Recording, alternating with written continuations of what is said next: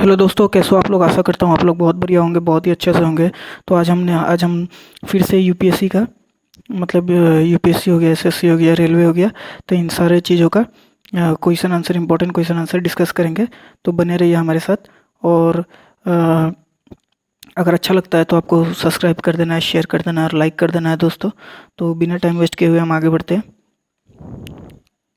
तो दोस्तों, आज का जो हमारा पहला क्वेश्चन होगा, which of this is not included. कह रहा है कि not included in as a fundamental right, sorry, as a fundamental rights. ऐसा कोई, ये which of this following is not included as a fundamental rights in the Indian constitution. मतलब Indian constitution के अंदर ये चारों ऑप्शन में से ये पहला, दूसरा, तीसरा और चौथा। पहला है right to freedom to speech, right, दूसरा है right to equality before law, तीसरा है राइट टू कॉन्स्टिट्यूशनल रेमेडीज, और लास्ट वाला है right to equal wages for equal work. तो ये चारों में से दोस्तों कौन सा मतलब फंडामेंटल राइट्स में दिया गया नहीं है। तो हम इसका आंसर मैं बता देता हूँ। आर्टिकल जो right to freedom of speech है, आर्टिकल 19 में आता है, ये फंडामेंटल राइट है। राइट टू इक्वलिटी आर्टिकल 14 में आता है, ये भी फंडामेंटल राइट्स है। राइट टू कॉन्स्टिट्यूशनल रेमेडी जो सी है, ये आता है आपका आर्टिकल 32 में। तो अगर आपका कोई भी फंडामेंटल राइट्स वायलेट होता है तो आप डायरेक्ट सुप्रीम कोर्ट पहुंच सकते हो इसके तहत, आर्टिकल 32 के तहत। ये राइट टू कॉन्स्टिट्यूशनल रेमेडीज जो है, और जो right to equal wages for equal work है, ये आपका डीपीएसपी में आता है। तो ये आपका फंडामेंटल राइट में नहीं आता है। तो इस हिसाब से आपका जो ऑप्शन आंसर हो जाएगा, आंसर नंबर सी हो जाएगा। ठीक है दोस्तों, तो आपका आंसर हो जाएगा ऑप्शन नंबर डी, सॉरी। तो आपका आंसर हो जाएगा ऑप्शन नंबर डी। तो अगले क्वेश्चन पे मूव करते हैं बिना टाइम वेस्ट किए हुए। तो हमारा जो दोस्तों आंसर था option number D, right to equal wages for equal work. तो आप बिना टाइम वेस्ट किए हुए दोस्तों आगे बढ़ते हैं। तो हमारा जो दूसरा क्वेश्चन है दोस्तों, ये है which of the following can a court issue for the enforcement of the fundamental rights. अगर आपका फंडामेंटल राइट्स, जैसे फंडामेंटल राइट्स वायलेट हुआ है, तो ये चारों में से डिग्री, ए ऑप्शन ए हो गया ए डिग्री, बी हो गया ऑर्डिनेंस, सी हो गया रिट, और डी हो गया नोटिफिकेशन। तो ये चारों में से दोस्तों कह रहा है कि कौन सा मतलब कौन सा आप डायरेक्ट, अगर फंडामेंटल राइट्स आपका जो वायलेट होता है, तो किस ऑप्शन के तहत आप डायरेक्ट सुप्रीम कोर्ट अप्रोच कर सकते हो। तो दोस्तों आपका आंसर हो जाएगा सी, रिट पिटीशन आप फाइल कर सकते हो। ये भी आपका आर्टिकल 32 के अंदर आता है। 5 रिट दिए गए हैं, तो जिसमें सिर्फ 4 रिट ही फाइल किया जाता है सुप्रीम कोर्ट में, हेबियस कॉर्पस छोड़ के। तो ये आपका आंसर हो जाएगा। और दूसरा नंबर कौन सा आर्टिकल से हमारा है सुप्रीम कोर्ट में, आप रिट पिटीशन फाइल कर सकते हो आर्टिकल 32 में, और हाई कोर्ट में आर्टिकल 226 में। ठीक है दोस्तों, तो हम अपने आंसर चेक कर लेंगे। तो आर्टिकल दोस्तों हमारा जो आंसर है सी है। जैसे कि मैंने कहा था, रिट पिटीशन फाइल करके आप डायरेक्ट सुप्रीम कोर्ट में अपना, जैसे कोई भी अगर आपका फंडामेंटल राइट वायलेट होता है तो आप रिट पिटीशन फाइल करके डायरेक्ट आप सुप्रीम कोर्ट में पहुंच सकते हो। तो दूसरा क्वेश्चन पे मूव करते हैं दोस्तों। तो दोस्तों हमारा जो दूसरा क्वेश्चन है, पॉइंट आउट, कह रहा है पॉइंट आउट करो which of the following is not a right enumerated in the constitution of India. ऐसा कौन सा इस ऑप्शन, ये चारों ऑप्शन में से कह रहा है कि कौन सा चीज़ है जो कि कॉन्स्टिट्यूशन में हमारा राइट्स नहीं है। ठीक है दोस्तों, कॉन्स्टिट्यूशन ऑफ इंडिया में, but has been articulated by the supreme court to be a fundamental right. लेकिन सुप्रीम कोर्ट ने कहा है कि ये आपका फंडामेंटल राइट है। मतलब कॉन्स्टिट्यूशन में नहीं दिया गया है, लेकिन ये चारों ऑप्शन में से एक ऑप्शन है जो आपका कह रहा है कि फंडामेंटल राइट्स है। ठीक है दोस्तों, तो ऑप्शन ए है right to privacy, option B है equality before law, option C है इवोल्यूशन ऑफ अनटचेबिलिटी, और ऑप्शन डी है राइट टू फॉर्म एसोसिएशन और यूनियन। ठीक है दोस्तों, तो हम अपने आंसर चेक करते हैं दोस्तों।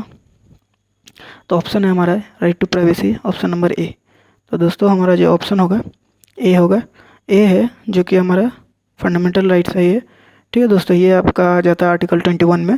तो ये अभी तक कॉन्स्टिट्यूशन में नहीं दिया गया है ऐसा कह रहा है, लेकिन सुप्रीम कोर्ट के द्वारा आपको फंडामेंटल राइट्स का करार दिया गया। तो अगर आपका राइट टू प्राइवेसी का मतलब ये है कि अगर आप अकेला रहना चाहते हैं रूम में, कोई आपको बिना किसी एंट्री के, आप अपने प्लॉट में या कहीं भी अगर आपको प्राइवेसी मेंटेन करना है, और कोई तीसरा आके अगर आपका प्राइवेसी का हनन करता है, तो ये आपका फंडामेंटल राइट्स का डिस्ट्रॉय हो जाएगा। तो आप डायरेक्ट सुप्रीम कोर्ट अप्रोच कर सकते हो। तो ये सुप्रीम कोर्ट या हाई कोर्ट। ठीक है दोस्तों, तो नेक्स्ट क्वेश्चन पे मूव करते हैं।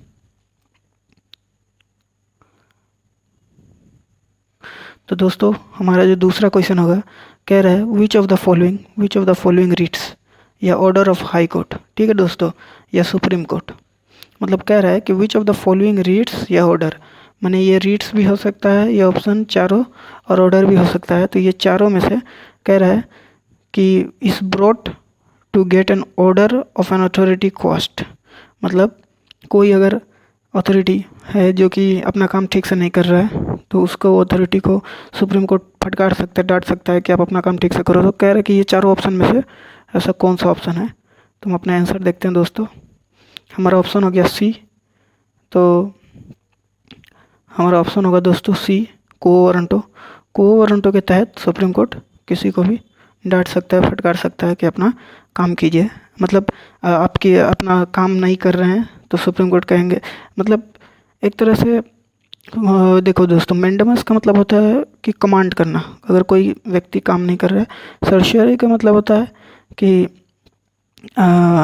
जुडिशियल जो होती है वो हाई कोर्ट, सुप्रीम कोर्ट, वो अपना लोअर कोर्ट को कहते हैं कि अपना मतलब ऐसा काम करो जो अपना लीगल दायरे से बाहर नहीं जाना चाहिए। को वारंटो का मतलब होता है कि क्या माने कोई एक ऐसा अथॉरिटी है क्या जिससे आप ये ऑफिस चला रहे हैं। तो वही है, एक ऐसा अथॉरिटी मतलब ख्वास्ट किया जाता है जिससे अगर आप इलीगल ऑफिस चला रहे हैं, जैसे अगर आप कोई पदाधिकारी है नहीं, अब कह दिए कि आप आईपीएस ऑफिसर है, तो ऐसा थोड़ी होगा।